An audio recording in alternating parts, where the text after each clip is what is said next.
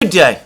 A couple of weeks ago, whilst Alex Christoforou and myself were in Hungary having fascinating meetings with Hungarian officials, the Biden administration made a decision, and what appeared to be, for a time, a deeply consequential decision, which was to authorize, or rather to greenlight, missile strikes on Russian positions using ATACMS missiles inside pre-2014 Russia itself.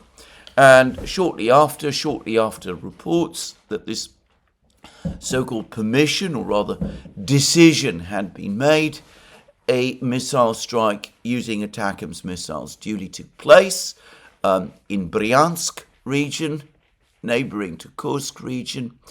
And then there were missile strikes, two further missile strikes in Kursk region, and there was also a Storm Shadow missile strike in Kursk region as well.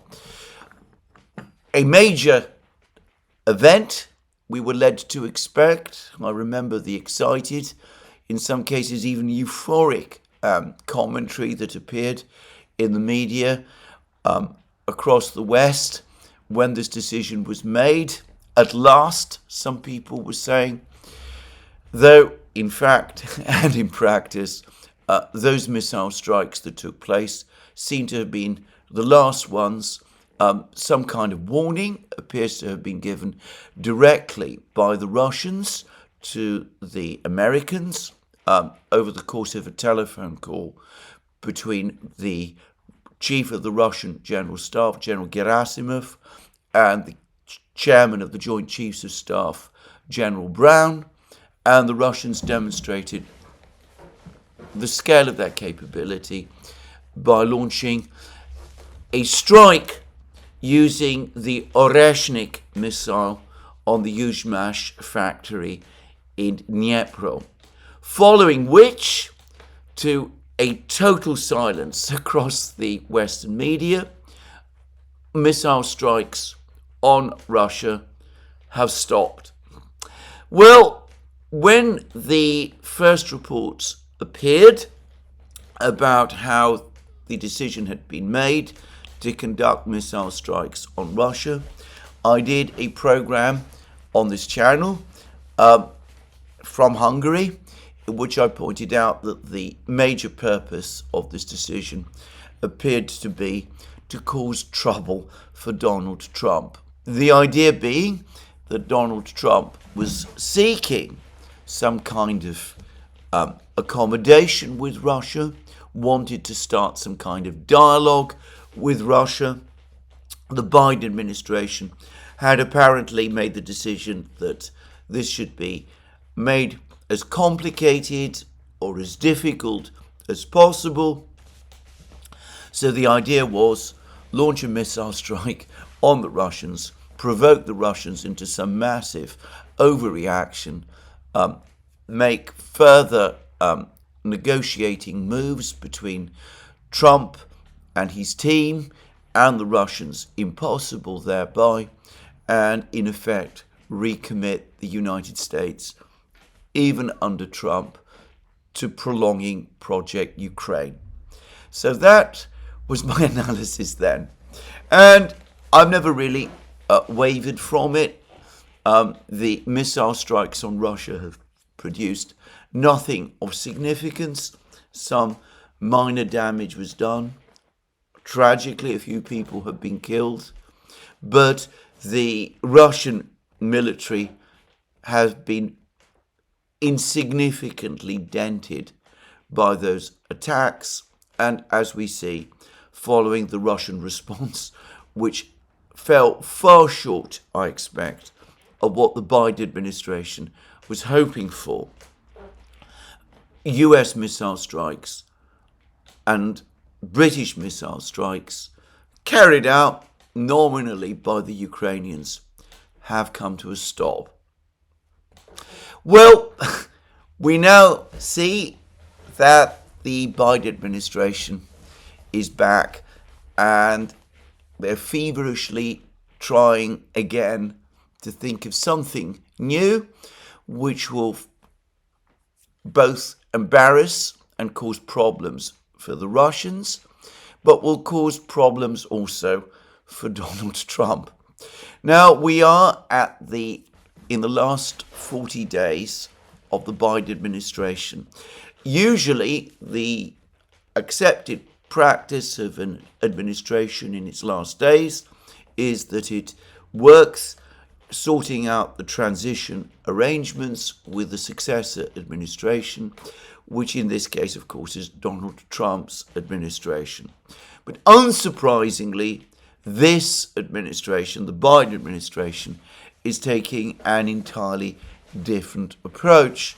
We've been hearing all kinds of reports, for example, that there are now debates going on within the White House about granting blanket pardons to vast numbers of people, apparently in order to scupper any investigations or potential prosecutions that the Trump administration might be thinking of conducting against various officials or former officials of the Obama and Biden administrations, and potentially Democratic Party operatives as well.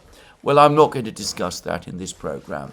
But today, in Bloomberg, we're getting a far more interesting and in some ways consequential report, because we are told that sources have informed Bloomberg that the Biden administration is now contemplating sanctions, further sanctions against Russian oil exports.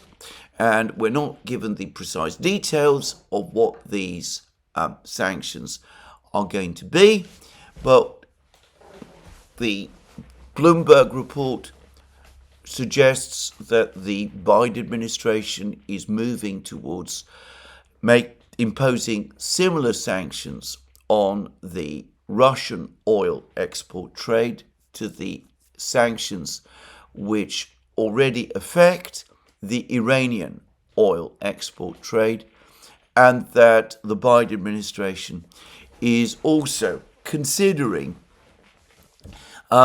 imposing sanctions on the various tankers that supply or that transport Russian oil to its various customers in the Far East, to India and China specifically. This fleet, by the way, is always referred to as a shadow fleet, giving the impression that there is something sinister and secret about it. In fact, the only thing, as far as I can see, that makes this a shadow fleet is that the tankers in question are not insured in London, as most tankers previous to the imposition of the anti-Russian sanctions were. But anyway, that apparently is the plan. Now, the Biden administration has been in office for almost 4 years. The conflict in Ukraine began in February 2022. The Biden administration has had ample time to impose sanctions of this kind on the Russian oil trade up to this point, but it has not done so. So why is it thinking of doing it now? Why did it impose sanctions on Gazprom Bank, the the Russian state bank that was still connected to the SWIFT interbank payment system, which was still used by European countries to send their payments in return for receiving Russian gas? Why this flurry of sanctions now? Well, there is a very short and very simple answer to this. The United States, the Biden administration, previously limited itself to the extent that it could on the energy sanctions that it imposed against Russia, because Russia is the third biggest producer of oil and the biggest global producer of natural gas. And Russia is a major exporter of oil and natural gas. And the Biden administration was worried that if exports from Russia of oil and natural gas were disrupted, this would lead to a further big inflation spike, such as the one that took place in 2022 and 2023, an inflation spike which, by the way, still has its aftershocks and whose political aftershocks were principally responsible, or one of the major factors which were responsible for the Democratic Party's defeat in the November elections and the re-election of Donald Trump. Well, the Democrats lost those elections. President Biden will cease to be president in January. The next president will be Donald Trump. Biden has never made any secret of his detestation of Donald Trump. And, of course, his loathing of Donald Trump is widely shared within the Democratic Party. And, of course, it is also widely shared across the various structures of the permanent government of the United States, many of which, of course, are also heavily aligned with the Democratic Party. So, the factors that previously restrained an all-out sanctions war against Russian oil and gas exports no longer apply. If there's going to be a further big inflation spike as a result of restrictions on Russian oil and gas exports, well, that will be a problem for Donald Trump to face, not for Joe Biden or a possible President Kamala Harris. So why not move forward with this plan? We can see yet again the kind of nihilistic approach that in its final weeks the Biden administration is bringing to its conduct of policy. Now, to that I would add that reports are circulating in the media today that the US Secretary of State, Antony Blinken, is now heading to Ankara for talks with Turkish Foreign Minister Fidan. Now, the overt reason for this visit, and I'm not saying that this is entirely untrue, on the contrary, I'm sure that there is going to be a significant discussion between Fidan and Blinken about this. Anyway, the overt reason for the visit to Ankara is that Blinken is going there to try to persuade Erdogan, Turkey, to hold back on the attacks on the US's Kurdish allies in eastern Syria. There is now fighting between the Kurds and Erdogan's jihadi allies going on in and around the town of Manbij. And apparently there are plans being prepared for the Turkish army itself to cross the border and to start engaging the Kurds in eastern Syria, or at least that is what some reports suggest. And apparently there have been pleas from the Kurds to the United States for help in the face of this potential Turkish advance. Well, as I said, I've no doubt that this is going to be a serious and important topic of discussion between the Biden administration and the Turks, and that is one of the reasons for Blinken's visit. In fact, I should also say that in the last couple of hours, the Biden administration has again restated its intention to keep US troops in eastern Syria, in the Kurdish regions, purportedly to prevent a revival by ISIS, but actually, in my opinion now, to protect the Kurds and to try to project US influence in Syria following the collapse of Assad's government.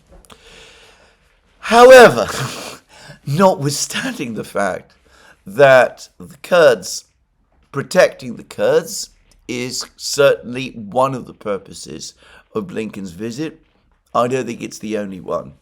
In fact, I received an email today from a valuable source who said that the United States is now entering into discussions with Turkey about trying to get some of the vast arsenal of weapons previously in the possession of President Assad's army shipped to Ukraine in order to reinforce the Ukrainian army there. And there are claims that Assad's army at one time had as many as 1 million artillery shells, 3,000 armored personnel carriers, any numbers of tanks, huge numbers of weapons altogether. And I strongly suspect, again, that Biden's visit to Ankara is consistent with this email that I got, partly about that too. I'm going to go further. I'm going to suggest that it is principally about that too.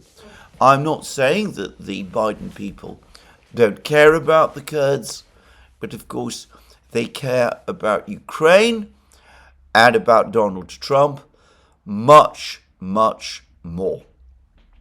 So anyway, that's why Blinken is going to Ankara.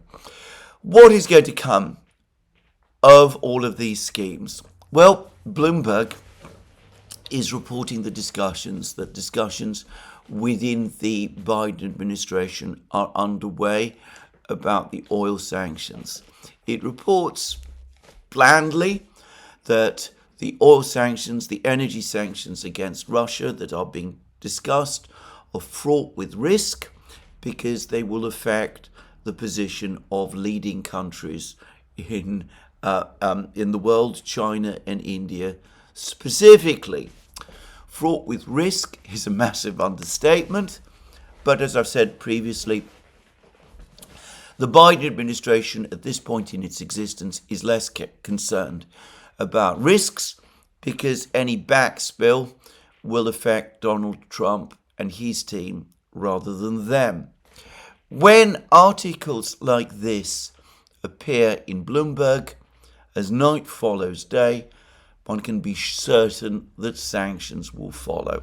At some point over the next 40 days, the United States is going to announce renewed energy sanctions against Russia, a further toughening of the existing sanctions regime, daring Donald Trump to reverse these sanctions once he becomes president.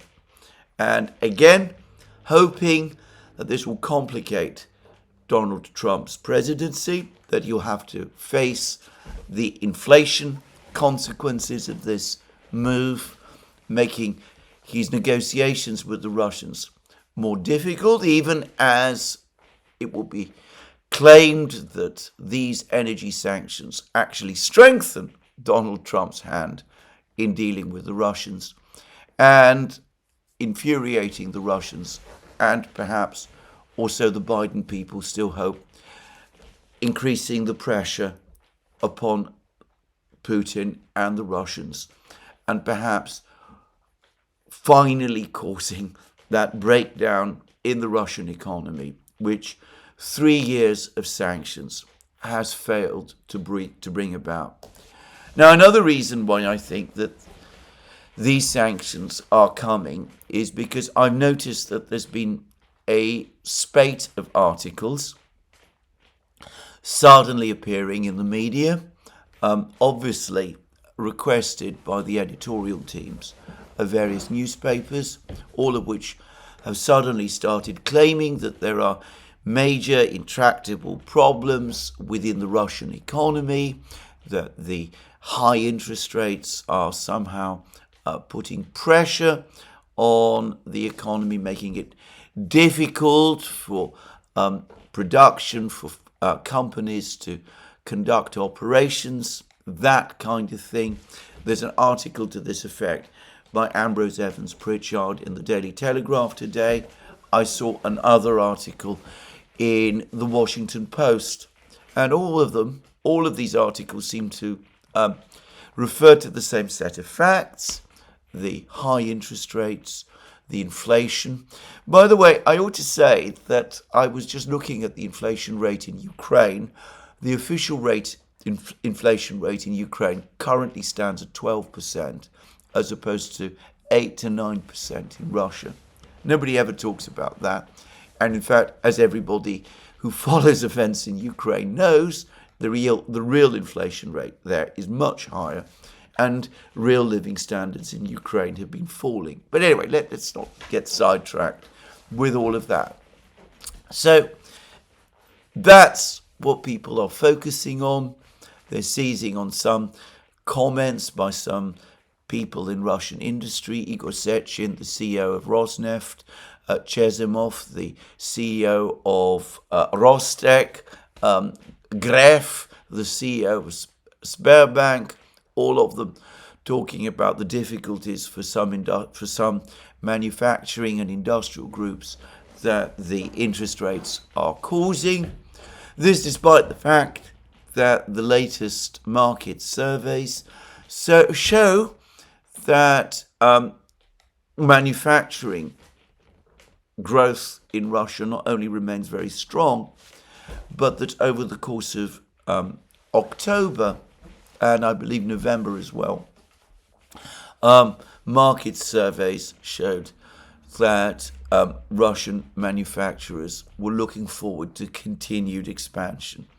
So anyway, again, I'm not going to go into the details of these articles, but all of them appear to say the same thing: that the Kremlin is supposedly having problems with revenues, that the fact that oil prices this year have been significantly lower than they have been at other times has been a problem for the Russians. This again, despite the fact that over the course of this year, Russia's trade surplus has actually grown. But again, let's not get sidetracked with these things.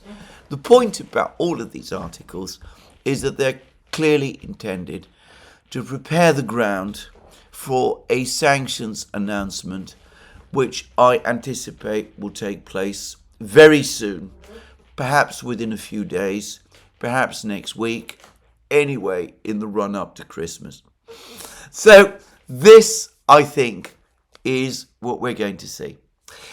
And, well, let's first of all discuss whether these sanctions are going to have the effect on Russian revenues, on the Russian economy, that their authors presumably hope for or expect. The answer is that undoubtedly the sanctions are going to cause initial problems for the Russian economy. Clearly, there is going to be some reorganization, but this pattern that we have repeatedly seen ever since February 2022 is that the Russians always find ways around the sanctions. Back in the summer, all kinds of mechanisms were put in place to try to tighten up transfers of funds by secondary banks and financial institutions from various third countries to Russia. This did have a significant effect initially, though not anything like as severe as some people in the West expected. But over the last couple of weeks, there's been growing signs that the Russians have found workarounds to all of these problems, partly because governments that they trade with are willing to help them to set up those workarounds. So Erdogan and Putin have had discussions about new payment mechanisms. There was a meeting which took place in the Kremlin yesterday between Putin and India's defense minister.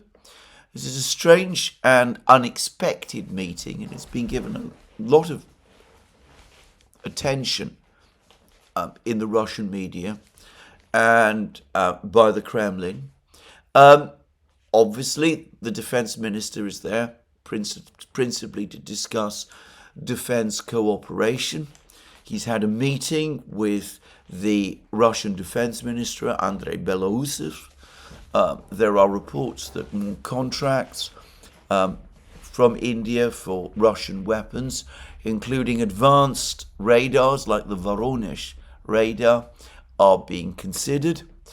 But again, I can't help but think that one of the reasons that Putin decided to meet the defense minister at this time is to impress on the Indians that Russia remains their friend and that there should be reciprocity about this, and that it is in India's and Russia's mutual interest to find ways to maintain the oil trade, which I have no doubt will happen. If we are talking about China, China, of course, significantly benefits from receiving oil from Russia. Soon, well, it is already receiving natural gas from Russia through the Power of Siberia 1 pipeline. Before long, I expect contracts to be agreed on the Power of Siberia 2 pipeline. The Mongolia has apparently sorted out its issues over this pipeline. I've no doubt that pipeline gas from Russia will be arriving in China through this second pipeline in a couple of years' time. But anyway, putting all this aside, putting aside the fact that India and China do want to receive Russian oil and gas, that in India's case it is absolutely essential to the Modi government in order to keep inflationary pressures inside India under control. In the case of China, they now have an obvious geopolitical interest in maintaining the oil and energy trade between themselves and Russia, because listening to Donald Trump and some of his people, it looks as if we're going to get a renewed attempt from some people in the United States to pull Russia away from China. And so the Chinese, for their part, will want to counter that by maintaining the connection with Russia and keeping it as strong as possible.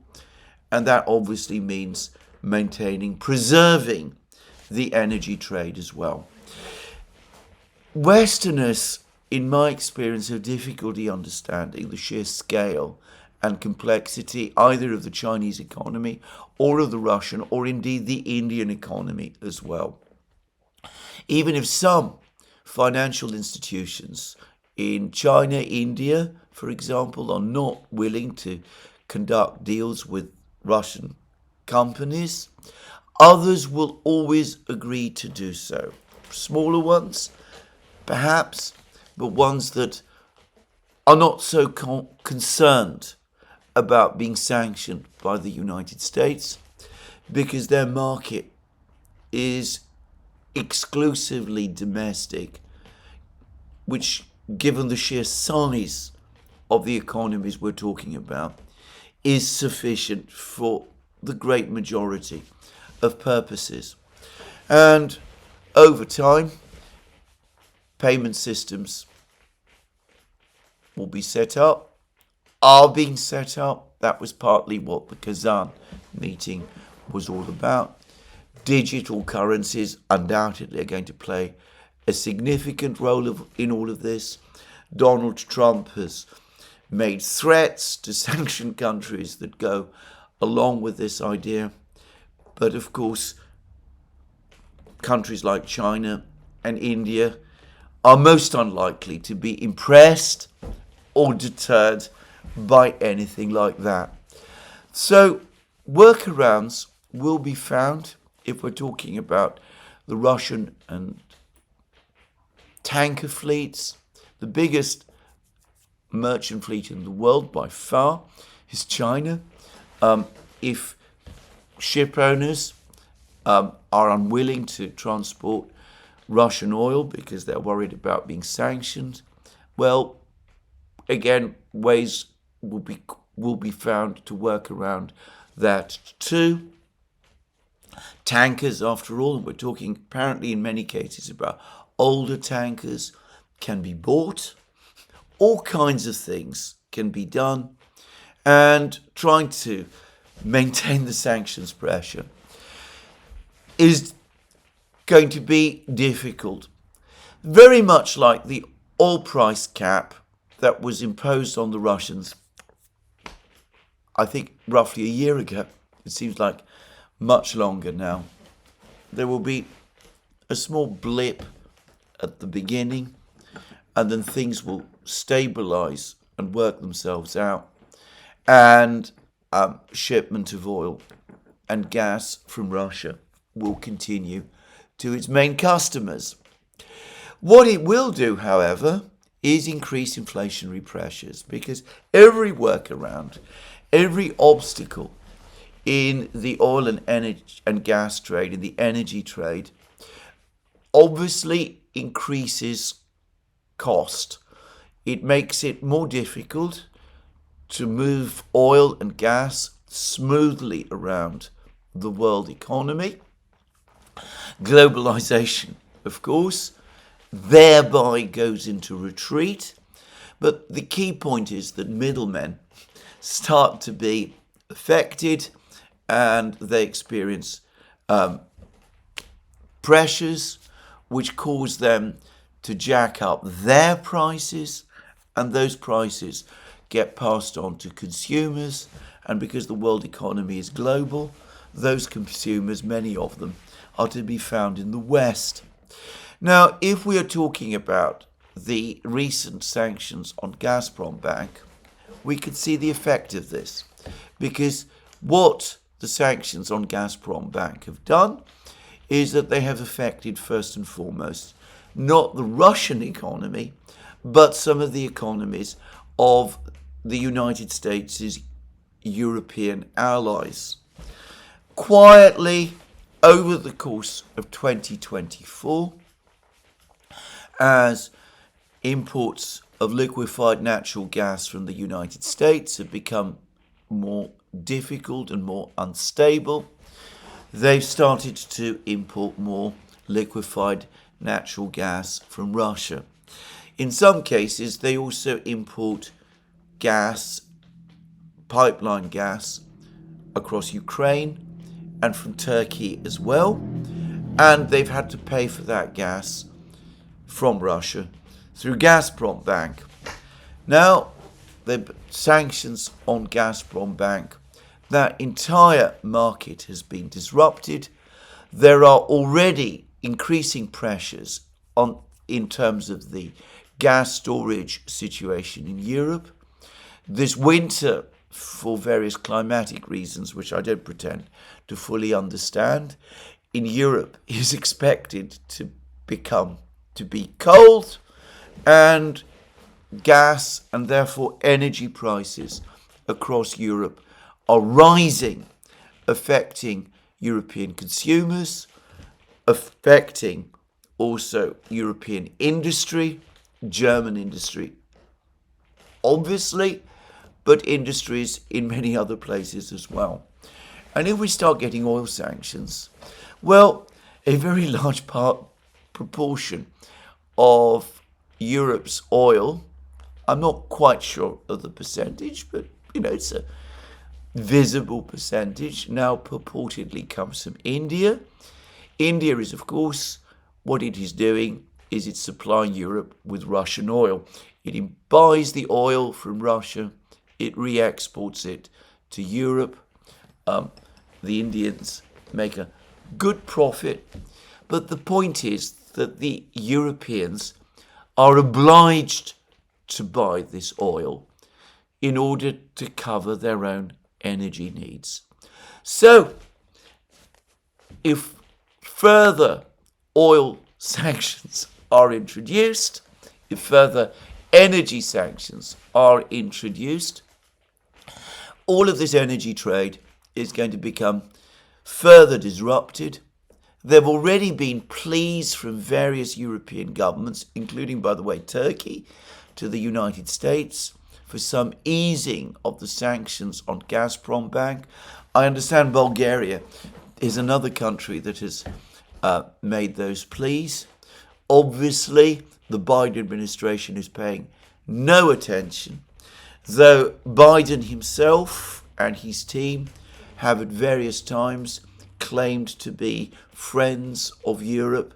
They've never shown the slightest concern or interest in the overall state of the European economy or the welfare of people in Europe, just saying. So the fact that these sanctions are going to affect people in Europe first and foremost, I don't think that's going to concern them very much. But anyway, there it is. Another example of Biden administration nihilism in the last days of its existence appears to be coming. And it's no more than one has come to expect nowadays, but there it is. In Greece, in my childhood, we had an expression, stinging like a dead wasp. I don't think it's much used in Greece anymore, but anyway, that expression did used to exist. I can remember hearing it said quite a lot at school. I should say that there are lots of wasps in Greece at various times of the year, and one did get stung by them, though, as any biologist will explain, it is actually impossible to be stung by a dead wasp. A dying wasp, certainly, but not a dead one. Well, the Biden administration is most emphatically a dying wasp. It has only 40 days left, but we see that it is busy stinging. It is stinging without much thought or reason. It wants to make life for Donald Trump and Vladimir Putin, the two obsessions that have dominated its thinking ever since its emergence. It wants to make life for those two gentlemen as difficult as possible. Of course, if China is affected because it pays more for its oil, well, so much the better.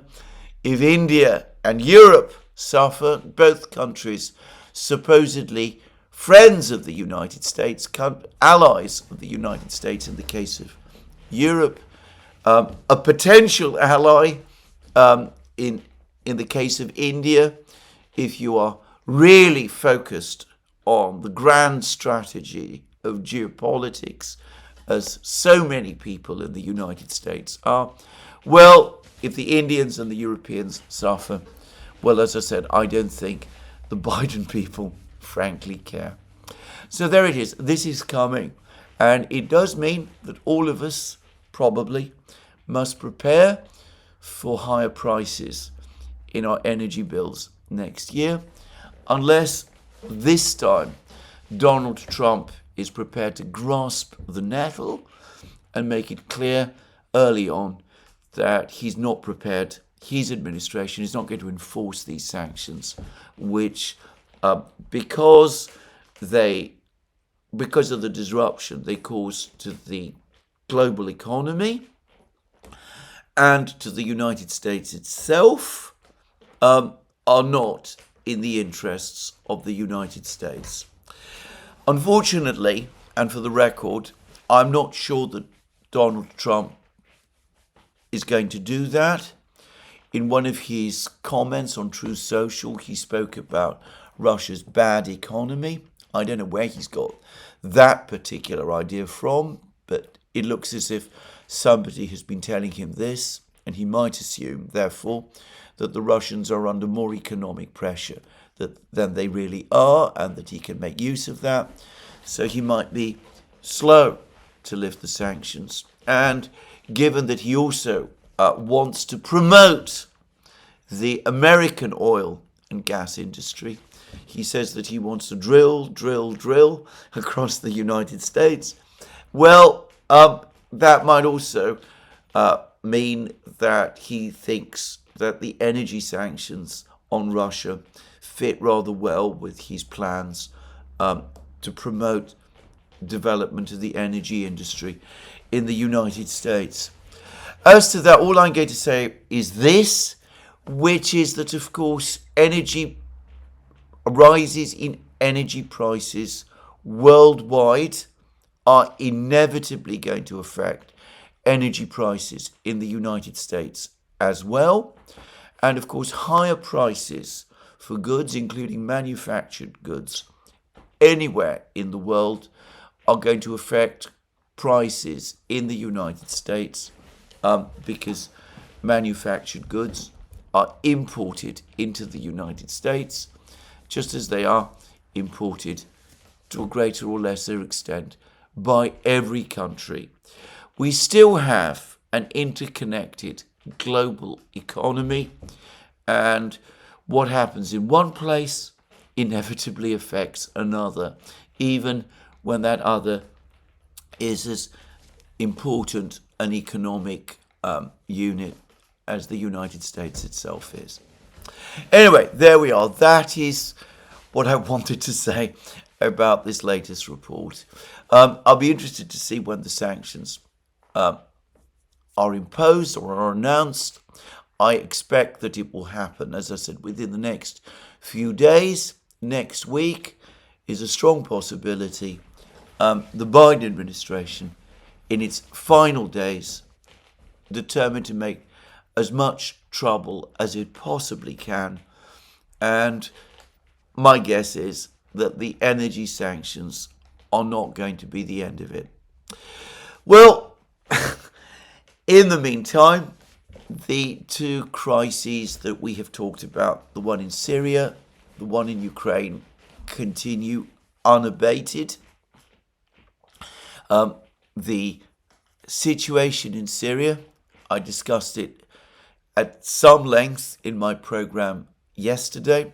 I have nothing really very much to add, except quickly to say that expectations or hopes that there is a vast arsenal of Syrian weapons that can be located and brought together and shipped off to Ukraine are almost certainly going to be found to be a mirage, not because those weapons don't or didn't exist, but because retrieving these weapons and bringing them to a usable state is going to be a very complicated and undertaking, an expensive undertaking, to put it mildly, in a society such as the one that exists currently in Syria, where there is a massive crisis underway and, as I discussed yesterday, a descent into chaos. Now, the various jihadi officials who are now purportedly or nominally in charge in Syria, to what extent they really are in charge is open to question. Anyway, they seem to be trying to undertake some steps. They're saying that they want to withdraw their fighters from the cities so that the police forces and the civilian administration can take their place. The trouble with that is that the civilian administration and the police are probably in deep shock, and the jihadi fighters might not agree, and withdrawing those fighters who are prepared to obey these orders will probably leave the more anarchic and chaotic and undisciplined fighters in place, and those sort of moves might actually deepen the chaos rather than slow it. And I would say that I've also seen reports that certain prominent individuals within Syria, people who were either associated with the Assad government or who were well-known cultural personalities, that some of them have been found dead. Obviously, the circumstances have never been made clear. I'm not going to discuss or speculate that, but it reinforces my own sense that things are rapidly getting worse. Couple of weeks' time, I think this fact will be generally recognised, even in the Western media. In fact, you can already get some hints of this in some places. But meanwhile, the Russian bases in Latakia, in Khmeimim and Tartus, continue to function. And the Financial Times yesterday showed satellite pictures of the bases and said that they seem to be operating as normal. And there were statements yesterday from Moscow confirming as much, saying that General Yevkurov continues to be the overall person in overall charge. And, well, there continue to be hints, suggestions that the jihadi fighters or some of their leaders might be willing for those bases to stay. My own personal view is that the Russians almost certainly are already making quiet decisions about evacuating the bases. Some jihadi officials, if you can call them that, leaders, have talked about maintaining the bases, the Russian bases in Syria, perhaps using them as leverage against the Americans and conceivably even the Israelis. As I said in my program yesterday, I'm not sure why the Russians would want their bases to be used as a pawn in that kind of game. But anyway, putting that aside, I've seen other jihadi leaders say that they want Syria to be free of all bases. That obviously means they want the Americans to withdraw from Syria, and presumably at some point the Israelis to withdraw from Syria also. But by definition, if we're talking about all bases, that means the Russian bases as well. I think there have almost certainly already been discussions on this very issue in Moscow. And I think the decision to evacuate the bases, in principle, has probably already been made. The bases continue to operate for the moment because the supply and logistical chains to Russian forces in Africa, for example, still pass through those bases. But the Russians will find ways round. They might, for example, send their aircraft to Egypt, which is now a BRICS country, and send their supplies to their various friends around Africa through Egypt. That's one possibility, but one can come up with many, many others. It's facile to think that a country like Russia is not going to be able to send supplies to its people in Mali and Congo or wherever unless they retain control of Khmeimim. But anyway, the Russians probably are currently working on sorting out those arrangements. And I think that amongst them, they probably understand that the days of maintaining the bases in Syria are almost over. Now, the other major player in all of this, which is Iran, they've been making more statements about the situation in Syria. It was a very interesting editorial that I saw on the website of an Iranian television channel discussing the crisis in Syria and its causes. It sought to put all the blame on the Caesar's sanctions and to acquit President Assad personally of responsibility, but notwithstanding that, it also clearly hinted at the fact that the Assad government was not listening to Iranian advice, which could have averted the crisis. But perhaps more important, there's been a major speech over the course of today by Iran's leader, Ayatollah Khamenei. And Khamenei has again identified the United States and Israel as the two main culprits, if I could put it this way, in conducting the regime change operation in Syria. But he has also said that some of the responsibility lies on a neighbouring country which facilitated this. And of course, it's not difficult to work out which country that is. He's clearly referring to Turkey. Relations between Russia and Turkey will withstand this crisis. I suspect that relations between Turkey and Iran are heading for a very, very rocky period. Anyway, Khamenei also went out of his way to say that Iran was as strong as ever, that the axis of resistance was as strong as ever. He mentioned that resistance forces in Gaza and the Houthis in Yemen are able to continue their operations as part of the axis of resistance without receiving direct supplies from Iran, implying that Hezbollah in Lebanon can do the same.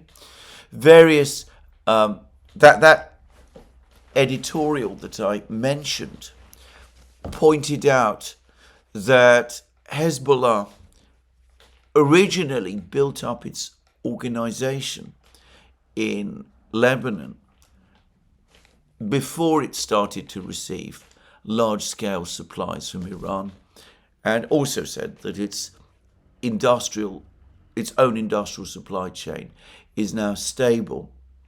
The editorial, by the way, said that the Western powers have been seeking to engineer regime change in Iran since 2005. That this was the first. It was in 2005 that President Assad was first approached by the Western powers, trying to get him to sever his connection to Iran and to block the transfer of supplies from Iran, through Iran, to Hezbollah in Lebanon, and that he refused, and that plotting against him began then.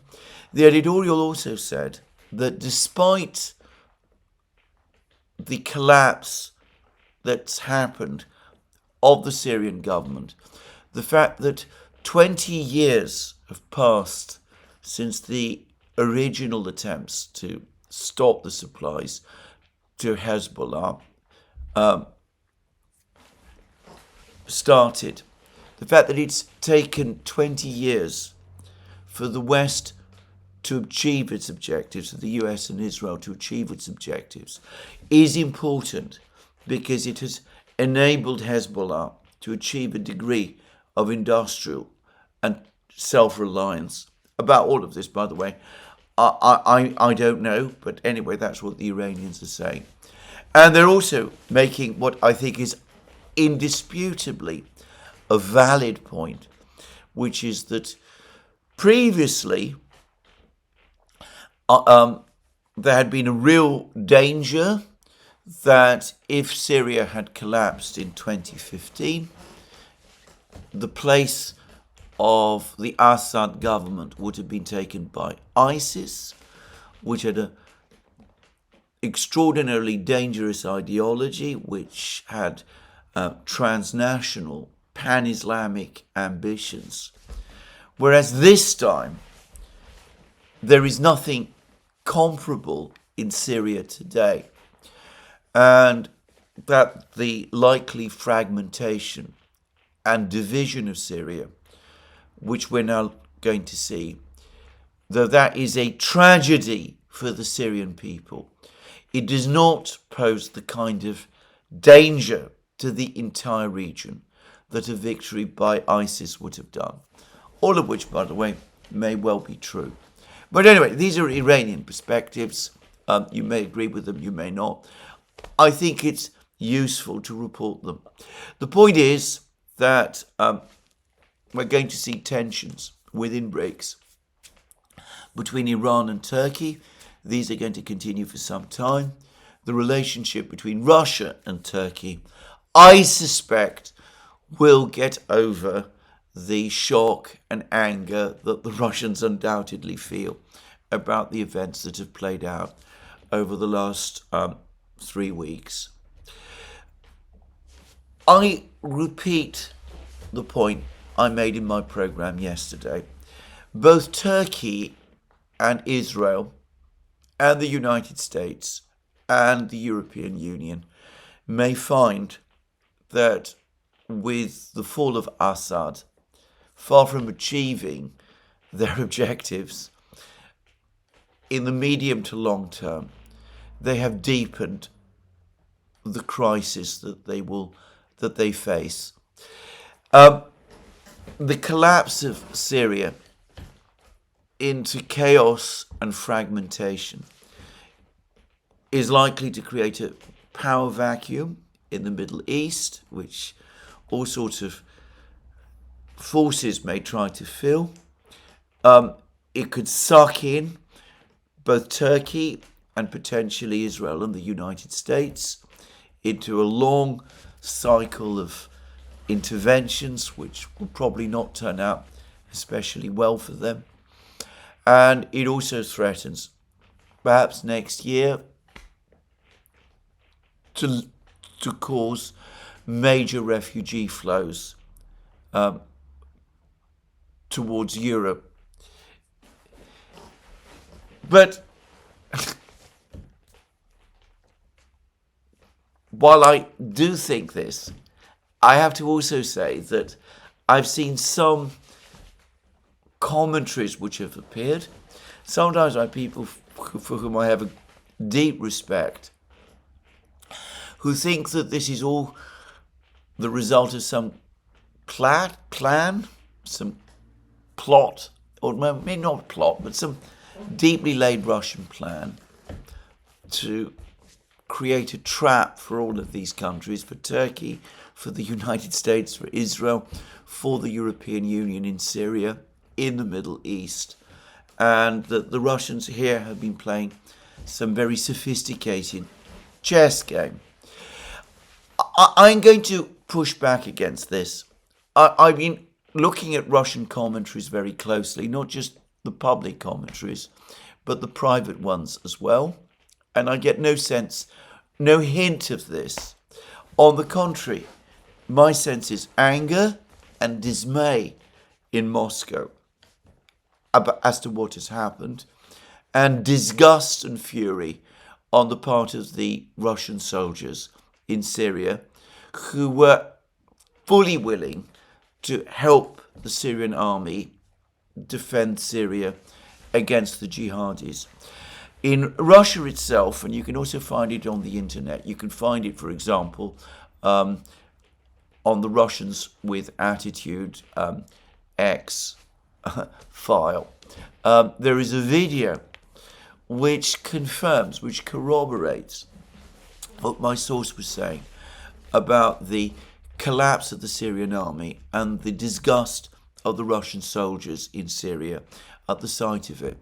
There is pictures of there is a video which made from a vehicle, a Russian military vehicle, traveling somewhere in Syria, and you see thousands, literally thousands of Syrian soldiers walking or running towards some unknown destination.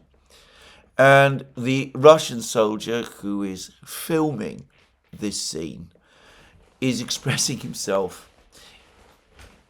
in language which, if you know anything about Russian, you would know that it's not just unprintable, but it goes far beyond anything which I'm prepared to communicate in expressing the disgust that this soldier feels.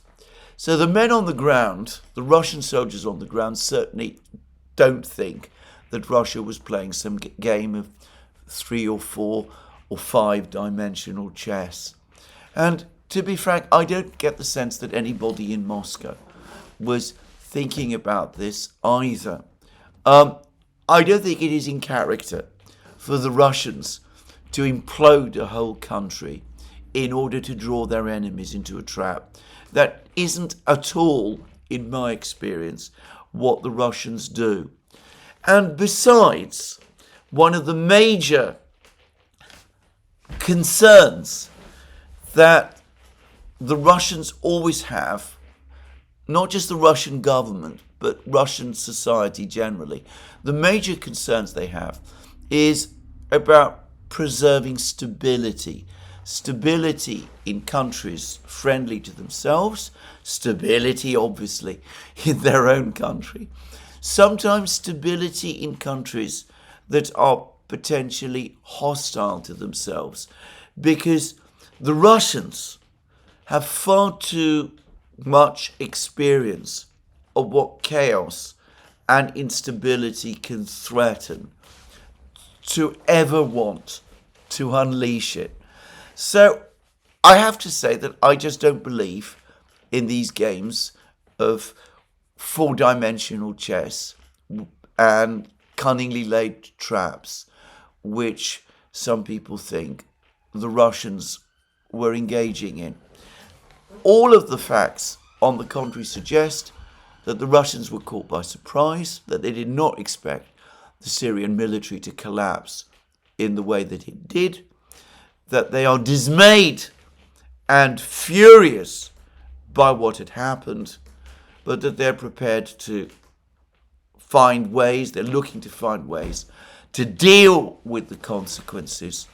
That means in the short term, at least, working with Erdogan and sorting out their own alternative supply routes to their people in Africa, and thinking hard about how eventually they're going to evacuate their bases. So that's my own view, that's my brief summary, as of today, of the situation in Syria as well. Meanwhile, my own view is that we have now seen the first serious effort by the Trump team to start some kind of diplomatic process to end the war in Ukraine. And this has come over the last 2 days, and it follows from Trump's visit to Paris, his meetings there with Macron and Zelensky, the very difficult meetings he seems to have had with Zelensky, and a rather interesting interview that Trump has now given to the French magazine Paris Match, in which Trump said that there are lots of crises in the world, but resolving the Russia-Ukraine issue is a priority, and though the situation in the Middle East is important, it seems easier to resolve the conflict between Russia and Ukraine. Whether that is really true remains to be seen. But anyway, Trump and his people are now taking the first serious steps that I've seen to begin a diplomatic dialogue with the Russians. Now, there have been rumors that the Trump team have been in contact with the Russians already, In another recent interview, Trump appeared to deny this, and certainly I'm sure that he has not actually spoken directly with Putin in the way that the Washington Post rather mischievously reported some weeks ago. Both the Russians and Trump's people have categorically denied that telephone conversation ever took place. But it's possible, as Seymour Hersh, the American investigative journalist, recently claimed that there had been some contacts between Trump's people and the Russians, but I have to say I've seen no real indication of this myself, and the Russians, for their part, have denied it. But today we have seen definite, concrete evidence, in fact not evidence, confirmation that a diplomatic process is indeed underway. And this has come following a meeting in Mar-a-Lago between Donald Trump and the Hungarian Prime Minister Viktor Orban, a meeting at which Elon Musk was present. Elon Musk, of course, has been a major critic of the whole war in Ukraine and of the American involvement in the war in Ukraine. He's spoken out against it many, many times, even as the Ukrainians continue to use his Starlink system in order to maintain communications with their military in the face of Russian jamming. Anyway, Elon Musk was there. There are some reports that suggest that Mike Waltz, Trump's national security advisor, was there also, though the photographs that have been published don't show him. I'm not sure whether General Kellogg was there. I presume he was. But anyway, the fact that Orban was meeting with Trump and had apparently a lengthy discussion with Trump, all of that strongly suggests to me that, in fact, for the moment at least, it is Orban rather than Kellogg who is acting as Trump's true peace emissary to the Russians. Now, if that is so, I should say that is an astute and correct move by Donald Trump.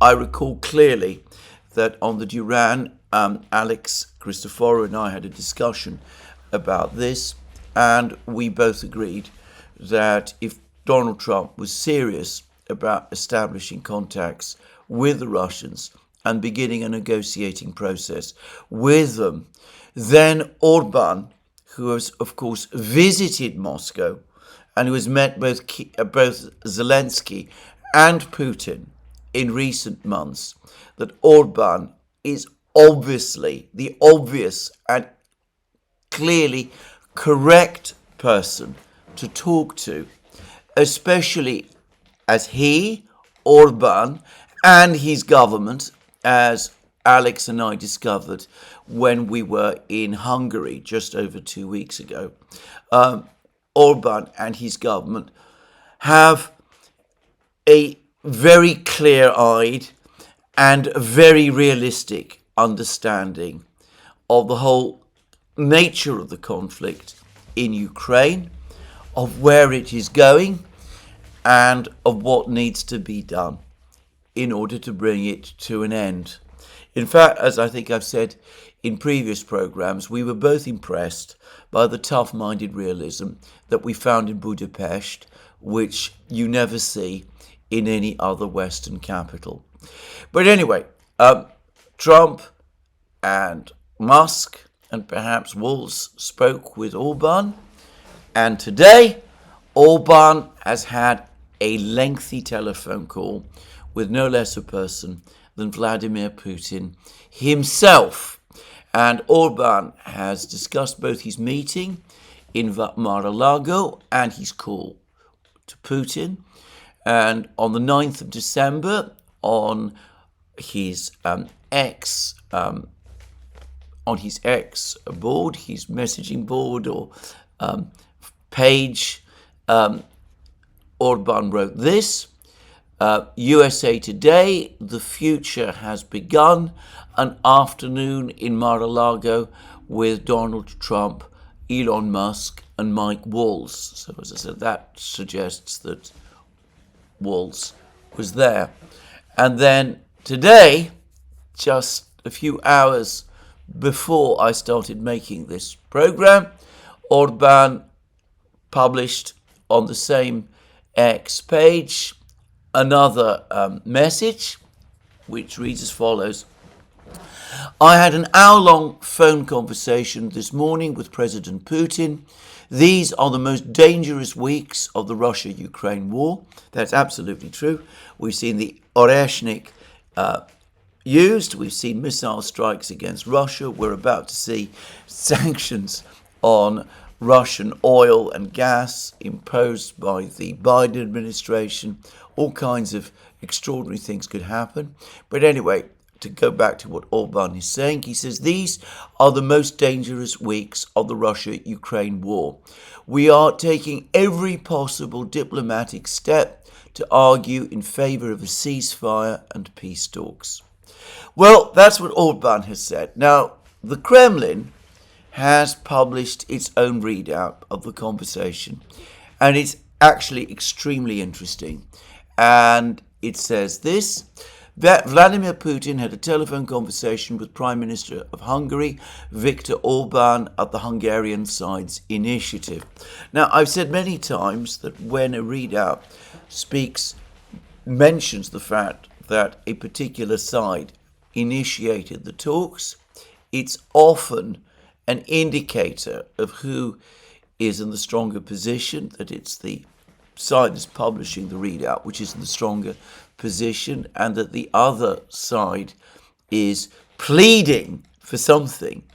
But in this case, I think it should be read differently. I think that what the Russians are signaling here is that this is a serious initiative by Orban, made after his conversation with Trump, and that Orban is communicating to Putin some of the ideas, some of the points that Orban discussed with Trump during their meeting in Mar-a-Lago. Of course, it would be absurd if that were not the case. Anyway, this is what the rest of the readout then goes on to say. The discussion focused on a number of pressing issues related to bilateral trade and economic cooperation, which is generally developing steadily.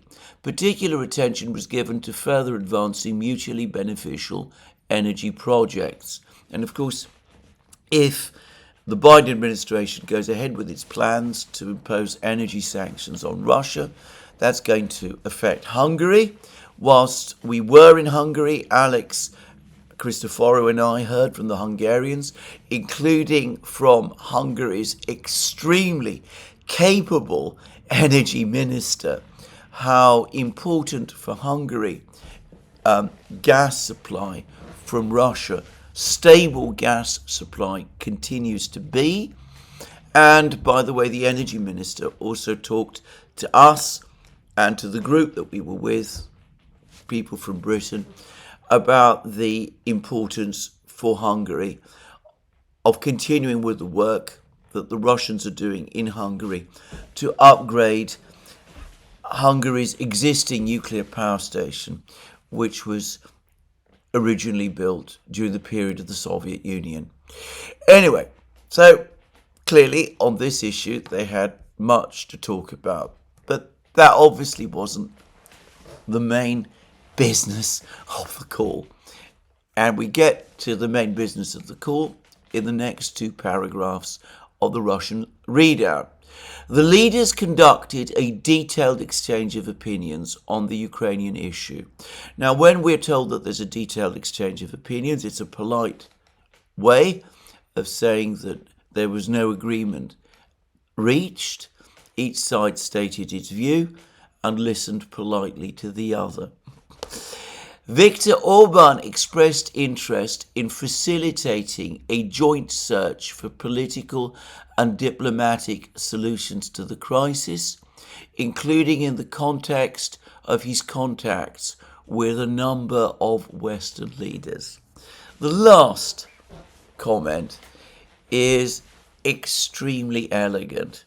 Here we see the Russians being extremely careful not to say that Orban is coming as a messenger, carrying a message from Donald Trump, but it's not difficult to guess that the contacts with a number of Western leaders specifically refers, or mostly refers, to Donald Trump. The Russians understand that making it too obvious that it is Trump who is engaging in this diplomatic contact would be potentially very embarrassing for him, which is why this elegant choice of words is used. But note again what the Russians say, that Orban expressed interest in facilitating a joint search for political and diplomatic solutions to the crisis. So clearly, what Orban is doing is he's trying to get a negotiating process underway. He wants to establish a bridge between the Russians and the Americans. And the Russians, from the tone of the readout, which is extremely respectful and courteous towards Orban, the contrast between the recent readout the Russians published after the telephone conversation between Putin and Scholz, the contrast is exceptional. It shows how open the Russians are to listening to what Orban says and the extent to which they appreciate what he is doing. Anyway, the next paragraph reads, in turn, Vladimir Putin set forth his principled assessments of current developments around Ukraine and the destructive stance of the Kiev regime, which continues to rule out the possibility of a peaceful resolution to the conflict. So this is another very elegant sentence. It says that the Russians are not making any proposals so far that go beyond what Putin said in his speech to the Russian Foreign Ministry Board in June. The Russians are sticking to that position.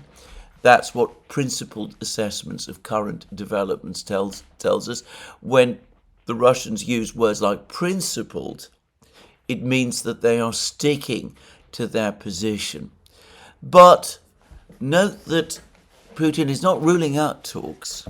He's throwing the blame on the Ukrainians for not agreeing to them. He said that it's the Kiev regime, as the Russians always refer to it, which continue to rule out the possibility of a peaceful resolution to the conflict. And the Russians have explained their position here many times. They say that the Ukrainians must rescind Zelensky's disastrous decree of September 2022, forbidding Ukraine from negotiating with Russia. That's the first step that the Ukrainians need to make. They need to be a great deal more realistic about the outcome of any negotiations, but they must take that first step, and then, and only then, can serious negotiations properly begin. And that is a very simple position, and it is a true one. So what Putin did is that he again reiterated the Russian stance. He didn't in any way withdraw or retreat from it. He set out what the Russian terms for a settlement of the Ukrainian conflict continue to be. But he again reiterated the negotiations, that the Russians are fully up and ready for negotiations. It is the Ukrainians who continue to obstruct them.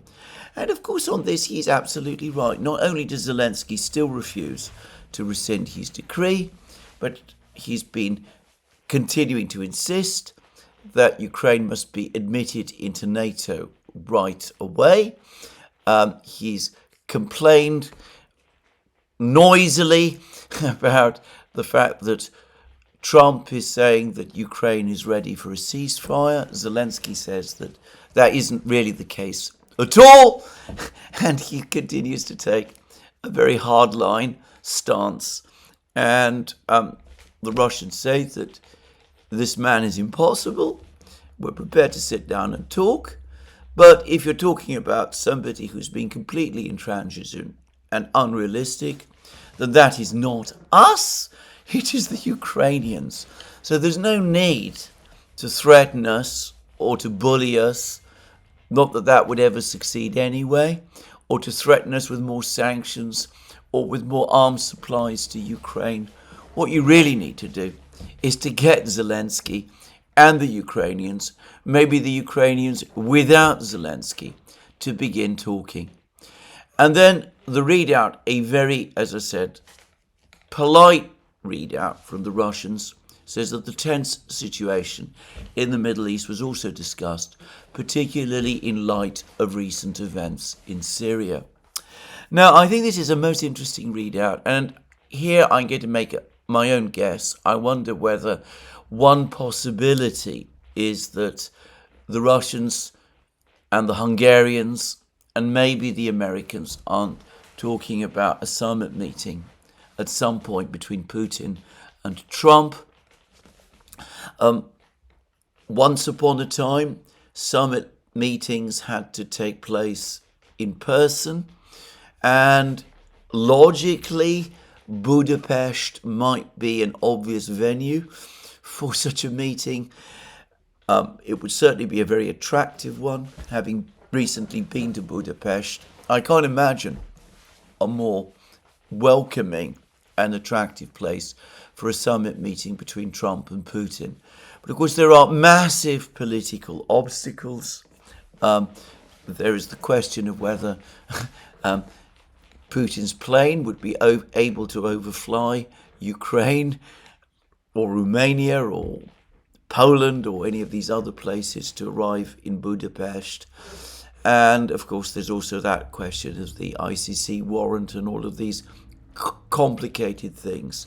But maybe a virtual summit meeting of the kind that has become increasingly common, of the sort that Xi Jinping and Biden now regularly hold with each other, that Putin and Biden briefly on one occasion also held with each other.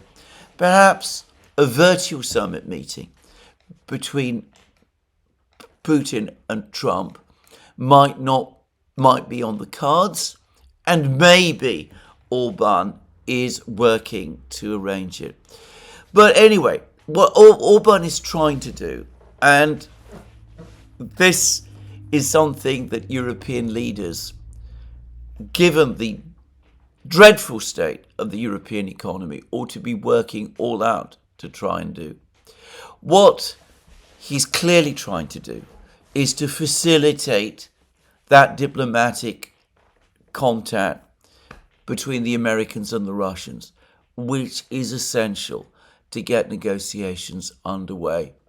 Orban expressed interest in facilitating a joint search for political and diplomatic solutions to the crisis. A joint search, joint means that various parties will be participating in it together. Russia, obviously one. The United States, by definition, another. The Trump-led United States, I should make clear. The Biden administration continues to show no interest in diplomatic contacts at all. And of course, the Europeans, the Ukrainians, definitely the Hungarians, the Russians and the Americans. but others might at some point become parties to this also. The point is a process in order to achieve peace. Now, we will see what comes of this, but the ice is cracking. This impossible period that the Biden administration has inflicted of no talks between anyone in the West and the Russians, no attempt to find a serious resolution to this crisis, no attempt to address Russian concerns, security concerns, or even acknowledge that the Russians have legitimate concerns and serious issues that need to be resolved in Ukraine. That has now ended. And it is possible as well that over and beyond Ukraine itself, but as part of this dialogue, we could start to see serious de-escalation measures. Maybe a tacit agreement that there will be no more missile strikes on Russia. These have, as I said, to all intents and purposes, for the moment ended. Trump doesn't have to disallow them, but he can effectively simply prevent them. The Ukrainians and the British and the French cannot conduct these missile strikes without American help. So Trump doesn't have to make any public announcement about this. And as for oil sanctions, well, the Biden administration can announce the oil sanctions. Trump perhaps would have difficulty simply rescinding these sanctions. But if he gets his people in charge of the Treasury Department, not just the Treasury Secretary, but people running the various departments within the Treasury, you can also slow walk these sanctions or even render them ineffective by simply not enforcing them, allowing oil and gas, Russian energy, to travel around the world energy system unimpeded. It would not be satisfactory, but it could be done. And of course, there are other things that can be talked about as well.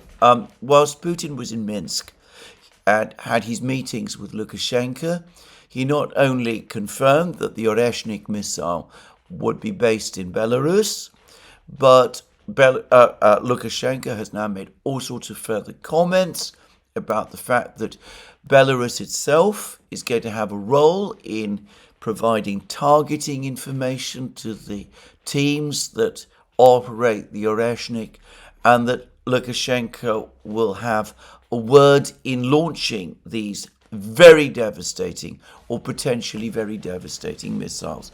In my next program, I intend to go back and discuss a little further some of the things about the Oreshnik that Lukashenko said. And it was Lukashenko talked about the presence of tactical nuclear warheads in Belarus. He suggested that there were quite a few of them there now. And anyway, there's all sorts of things at the strategic level that need to be talked about in order to achieve a proper de-escalation process. The Russians, for their part, by the way, have been saying that, for the moment at least, they're not prepared to entertain negotiations about strategic and nuclear weapons with countries that they consider unfriendly. And that obviously refers to the United States. And the Russians perhaps are signaling there that they want significant concessions from the Americans, maybe on Ukraine, obviously, but also perhaps on sanctions, before they even consider entering into a dialogue about nuclear weapons with the Americans at this time. But anyway, I consider this conversation between Orban and Putin a positive sign. I'm going to go further, and I wonder whether all of this sudden flurry of talk about sanctions on Russian energy might be connected in some way with fury on the part of the Biden team at the fact that Trump is talking to Orban, who is now talking to Putin. And it would be entirely in character for the Biden people to try to wreck this process before it, properly speaking, even gets underway. The Russians are not going to fall for that bait, as they have shown. And we will see where all this is going. But I will finish with one final word. This morning, there's been more news of further Russian advances, particularly in Pokrovsk and Toretsk, and also, by the way, in Kursk region. The Russians are advancing all across the front line, as the Russian intelligence chief, Naryshkin, correctly said yesterday. The Russians are winning the war. Energy sanctions are not going to change that. Arms supplies are not going to change that.